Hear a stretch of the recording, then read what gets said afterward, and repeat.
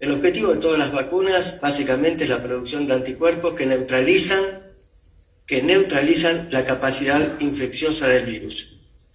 Estoy abriendo porque recién me han comentado que abra esto. Perfecto. Un segundito entonces. Entonces la capacidad es básicamente, ahí a la izquierda tienen en celeste esta famosa proteína que es la proteína de espícula del virus SARS-CoV-2. Tiene un pedacito de esa proteína que es el dominio de reconocimiento, el RBD, y este dominio RBD es el dominio crítico, porque al interactuar con el receptor que expresan nuestras células, que es el AC2, permite al virus infectar. Si el virus no infecta, no causa ningún efecto deleterio. ¿Qué es lo que hacen las vacunas? Todos hacen lo mismo. Inducen la producción de anticuerpos que bloquean el dominio RBD y por lo tanto suprimen la capacidad infecciosa del virus, y este virus se transforma en un virus tonto que no puede hacer nada. Ese es el objeto de todas las vacunas.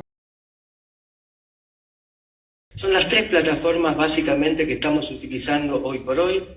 Por un lado, plataformas ARNA mensajero, dos grandes vacunas que funcionan realmente muy bien, Pfizer y Moderna. 4 vacunas adenovirales distintas, vectores adenovirales que portan el gen de la proteína S y que no replican, por eso no están contraindicadas en pacientes que padecen inmunosupresión. La Sputnik, que la hemos utilizado muchísimo, una excelente vacuna, cuyo primer componente está construido sobre la base de un adenovirus 26 y su segundo componente es un adenovirus 5. Ahora que estamos tanto en vacunación heteróloga, el mismo esquema de la vacuna Sputnik representa una constitución heteróloga. La vacuna Oxford-AstraZeneca, que es un sistema de 2 dosis idénticas construidas sobre la base de un adenovirus de chimpancé que porta el gen de la proteína S. CanSino, que ayer acaba de llegar al país con 200.000 dosis, monodosis, un adenovirus 5 muy parecido al segundo componente de Sputnik, y la vacuna Johnson & Johnson, licenciada en Estados Unidos, un adeno 26 que también porta el gen de la proteína S. Y la tercera de las grandes plataformas son vacunas muy clásicas, elaboradas principalmente en China, la vacuna Sinopharm y Sinovac. Sinopharm la usamos mucho nosotros, Sinovac se usa mucho en Chile y Uruguay, países limítrofes.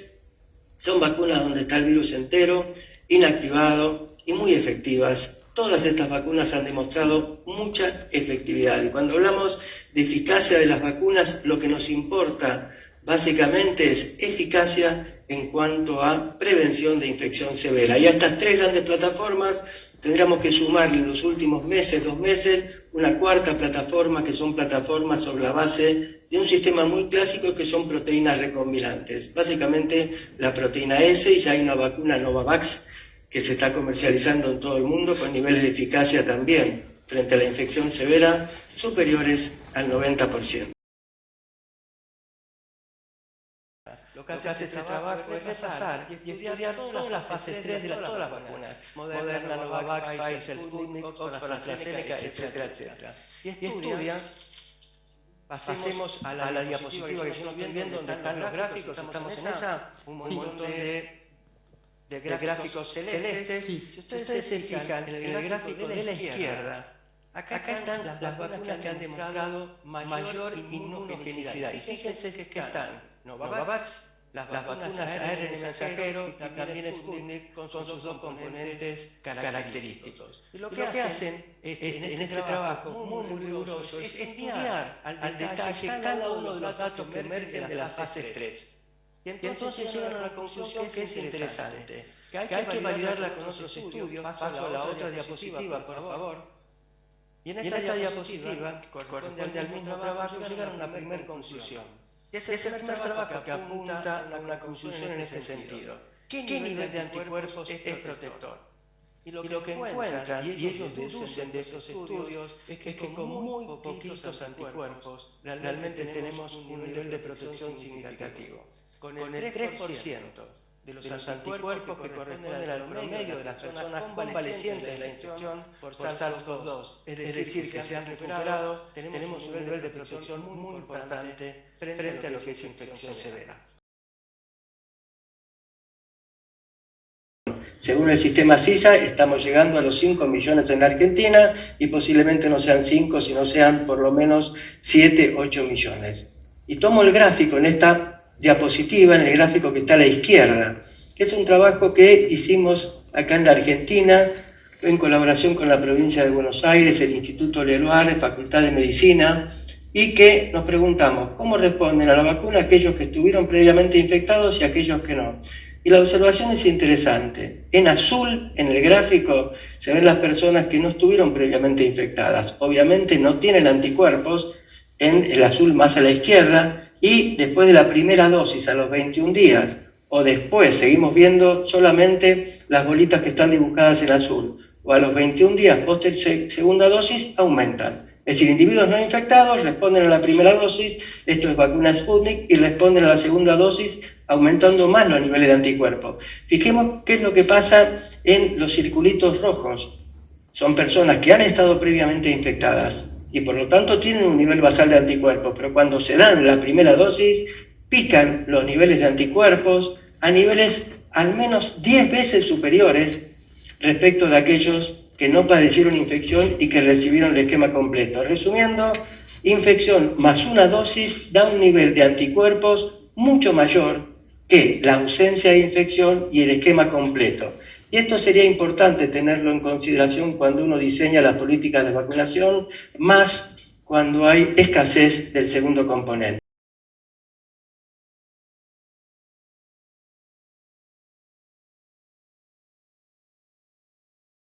A la segunda de las preguntas, ¿cuánto tiempo perdura la inmunidad? Y tenemos noticias buenas y otras un poquito preocupantes. Paso a la próxima diapositiva, y donde están todos los...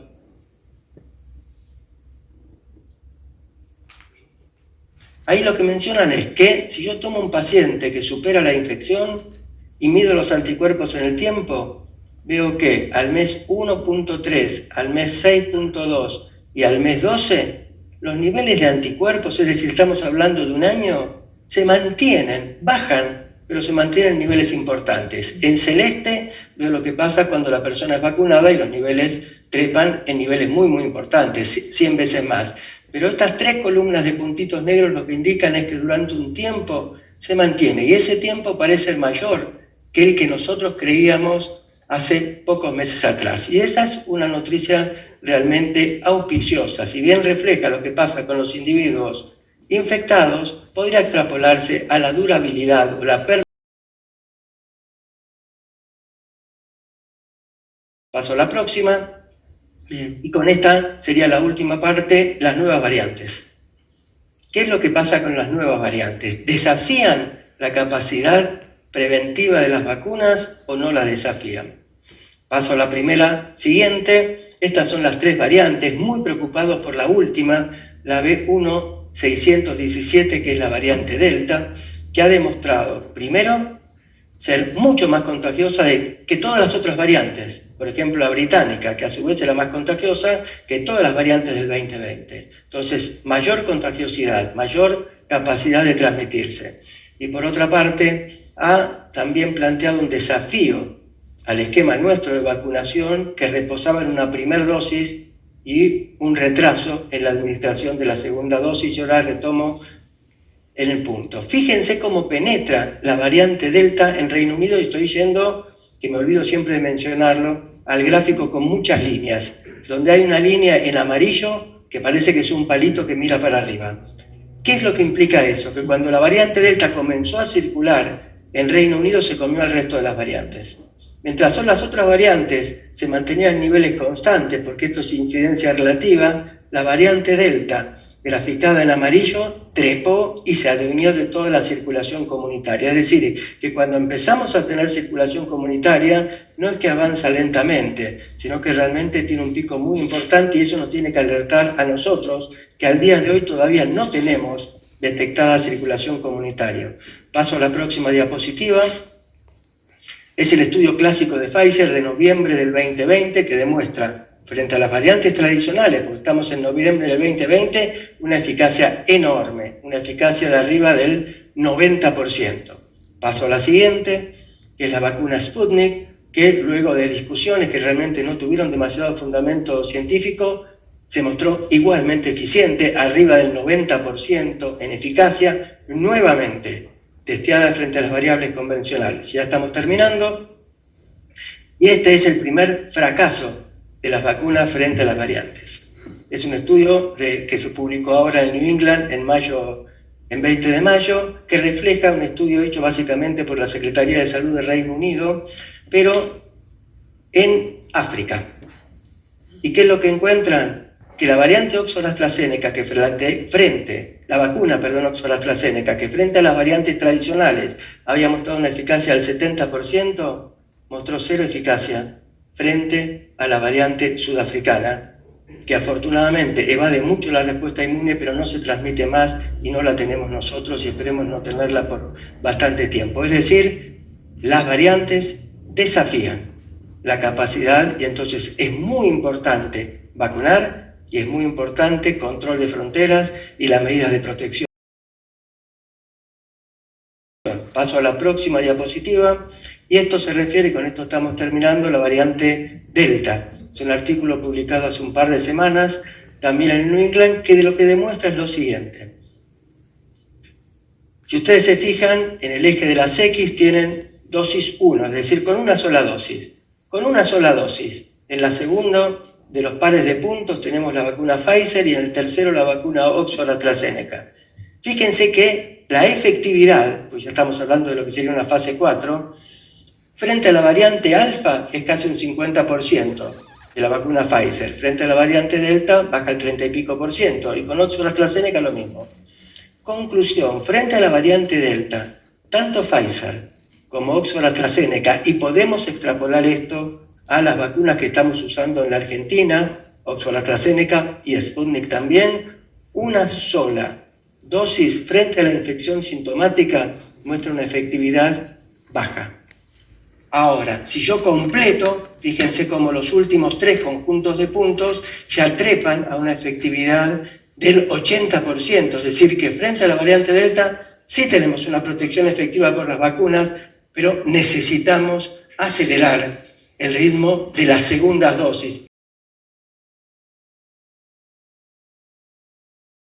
Y retomo lo que decía la doctora que me precedió en el uso de la palabra, muy importante durante agosto, tratar de completar el esquema de segundas dosis en los mayores de 50 años, con un sistema homólogo o con un sistema heterólogo. Y en ese sentido está muy bienvenido, y no me voy a detener en esto, porque lo va a hablar la doctora Florencia Kahn. El sistema heterólogo, el mensaje muy importante, porque hemos recibido consultas hasta las 3 de la mañana, es un sistema absolutamente seguro, confiable y tan eficaz como el sistema homólogo. Entonces el mensaje al conjunto de los profesionales y al conjunto de las sociedades, que si uno es convocado, más allá de tener el derecho a decir espero que llegue el segundo componente de Sputnik, realmente no sería la mejor de las decisiones frente a la amenaza en ciernes de la circulación de la variante Delta. Una segunda dosis con Oxford-AstraZeneca o con Moderna va a ser igual o más efectiva incluso que el sistema homólogo. Doctor, muchísimas gracias por su participación.